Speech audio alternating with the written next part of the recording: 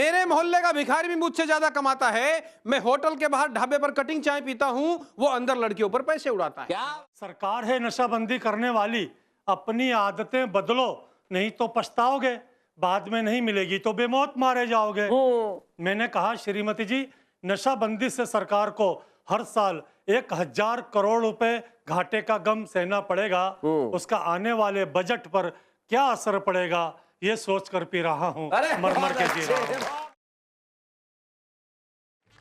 किसी भी शहर के किसी भी चौक पे चले जाइए शैलेश भाई, वहां आपको ऑटो मिले या ना मिले, टैक्सी मिले या ना मिले, हॉकर चाय की दुकान मिले या ना मिले, लेकिन एक भिखारी आपको भीख मांगते हुए जरूर मिल जाएगा जी। भिखारी अपने अंदाज में भीख मांगते हैं। मैंने भिखारी को माध्यम बनाकर एक चित्र खींचने की कोशिश की है, बहुत खूब के दर्शकों के लिए एक छोटी सी कविता आपके सामने पढ़ रहा हूं। स्वागत। भिखारी को माध्यम बनाकर एक चित्र मैंने खींचा है जी। मेरे मोहल्ले का भिखारी भी मुझसे ज्यादा कमाता है। मैं होटल के बाहर ढाबे पर कटिंग चाय पीता हूं, वो अंदर लड़कियों पर पैसे उड़ाता है। क्या बात है, बहुत अच्छे, बहुत बढ़िया। मेरे मोहल्ले का भिखारी भी मुझसे ज्यादा कमाता है। मैं होटल के बाहर ढाबे पर कटिंग चाय पीता हूं, वो अंदर लड़कियों पर पैसे उड़ाता है। मैंने पूछा तो बोला, अपन क्या लंगड़ा बनकर दिन भर सड़क पे फोकट में पड़े थे? बहुत अच्छे। मैंने पूछा तो बोला, अपन क्या लंगड़ा बनकर दिन भर सड़क पे फोकट में पड़े थे?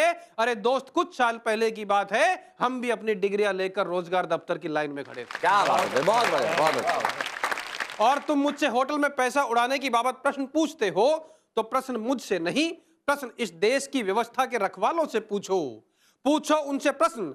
क्यों कल्लू को एमए करने के बाद भी मजमा लगाना पड़ता है? वाह वाह। क्यों कल्लू को एमए करने के बाद भी मजमा लगाना पड़ता है? क्यों सलीम को रेलगाड़ियों के अंदर गरीबों की सुनो वाला गाना गाना पड़ता है?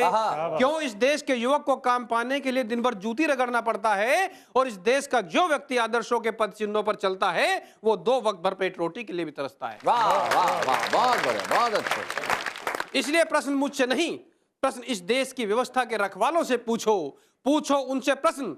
कैसे हो जाती है लाल किले के अंदर घुसपैठ? वाह। पूछो उनसे प्रश्न, कैसे हो जाती थी लाल किले के अंदर घुसपैठ? किस विभाग में नहीं है यहां दलालों की पैठ? प्रश्न पूछे हर दिन होते नए घोटाले की, सवाल उठाइए लालटेन के उजाले की। वाह, वाह, वाह, कैसे पा जाता था 20 करोड़ की फिरौती एक मुख्यमंत्री से चंदन तस्कर वीरप्पन? और कहां से मिलती है उग्रवादियों को आग उगलती AK-56? क्या बात है, बहुत अच्छे, बहुत बढ़िया, बहुत खूब।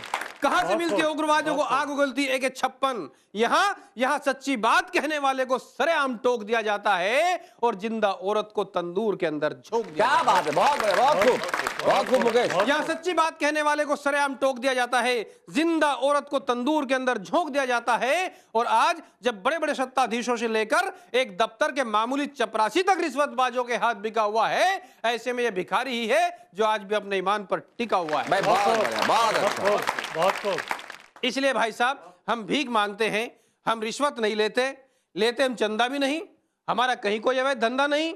हम लोगों के सामने हाथ फैलाते हैं, किसी की जेब में हाथ नहीं डालते हैं। क्या बात है, वाह। हम लोगों के सामने हाथ फैलाते हैं, किसी की जेब में हाथ नहीं डालते हैं। भीख मांगने के इस धंधे से अपने परिवार का पेट पालते हैं। और हाँ भाई साहब, हम भिखारी हैं, हम सांप्रदायिकता नहीं फैलाते। वाह वाह वाह, बहुत अच्छे, बहुत अच्छे। हम भिखारी हैं, हम सांप्रदायिकता नहीं फैलाते, हम हथियारों की दलाली नहीं करते, हम ताबूतों की दलाली नहीं खाते, हम देश की सुरक्षा को गिरवी नहीं रखते, और हम अमेरिका में जाके नंगे भी नहीं होते। वाह वाह वाह, बहुत बढ़िया, बहुत अच्छे, बहुत अच्छे। हम अमेरिका में जाके नंगे भी नहीं होते। फिर मेरे भीख मांगने पर किसी को कोई ऐतराज क्यों है? भिखारी के काम में आरक्षण नहीं है।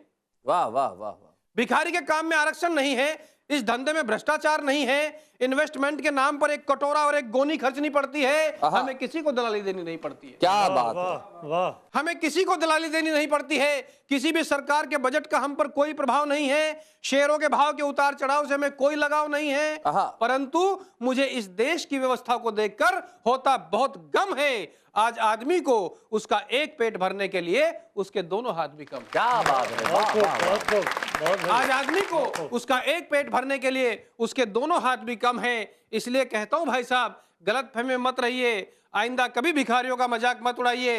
हम भिखारी हैं, आखिर हमारा भी कोई स्टैंडर्ड है। बहुत अच्छे, वाह वाह वाह, बहुत बढ़िया। बढ़िया, बहुत अच्छे। इसलिए कहता हूं भाई साहब, गलतफहमी मत रहिए, आइंदा कभी भिखारियों का मजाक मत उड़ाइए। हम भिखारी हैं, आखिर हमारा भी कोई स्टैंडर्ड है। हम भीख के बदले में दुआएं तो देते हैं। क्या बात है, बहुत अच्छा। हम भीख के बदले में दुआएं तो देते अच्छी हैं, बात है। परंतु कुछ चंद झूठे लोग ऐसे होते हैं जो झूठे वायदों के बदले में बहुत कुछ ले जाते हैं और पूरे 5 साल तक आपको चोट पहुंचाते हैं। वाह वाह, पूरे 5 साल तक आपको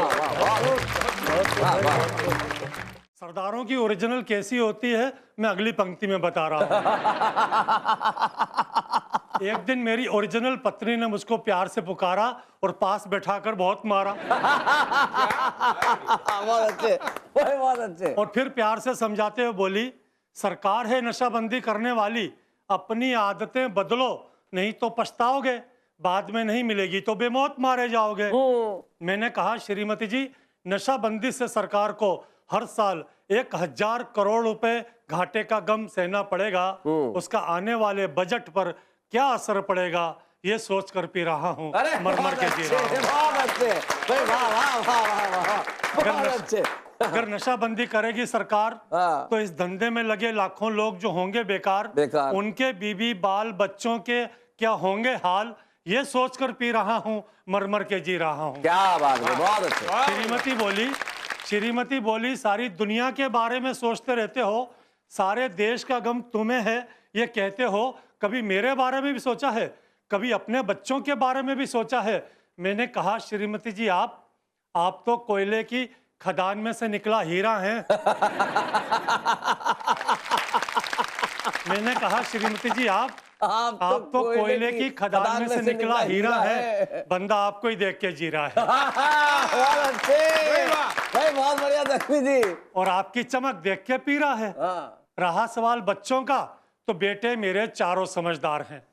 छोटा बेटा तो मुझसे नजरें तक नहीं मिलाता है, छोटा बेटा तो मुझसे नजरें तक नहीं मिलाता है, पर मेरे लिए एक बोतल रोज लेकर आता है। और समझदार इतना है, खुद बार में ही पी के आता है, घर में नहीं लाता है। दूसरा बेटा बड़ा होनहार है, बड़ी मस्ती की जिंदगी जी रहा है, उसके भविष्य की चिंता मत कर, वो तो मेरे साथ ही बैठ के पी रहा है। अरे बहुत अच्छे। तीसरा बेटा बड़ा धार्मिक प्रवृत्ति वाला है, समाज सुधारक है, समाज को नई दिशा देता है, समझदार इतना है, दूसरे के घर बैठ के तीसरे की दारू पीता है। अरे बहुत बढ़िया यार, बहुत अच्छा। और चौथा बेटा राष्ट्र प्रणेता है, जिसे देखकर मेरा मन बहुत खुश होता है, क्योंकि वो नेता है। पुलिस प्रशासन शासन उसके साथ है, वो केंद्रीय मंत्री का दायां हाथ है, शराब के विरोध में लंबे लंबे भाषण देता है, जियो और जीने दो की सलाह देता है, पर मुझे तकलीफ इस बात की है कि शराब नहीं पीता है, शराब नहीं पीता है, जनता का खून पी रहा है, जनता का खून। बहुत अच्छे, बस इसी तकलीफ के कारण पी रहा हूँ, मर मर के जी रहा हूँ, मर मर के जी क्या रहा हूँ। बात है, बहुत बढ़िया।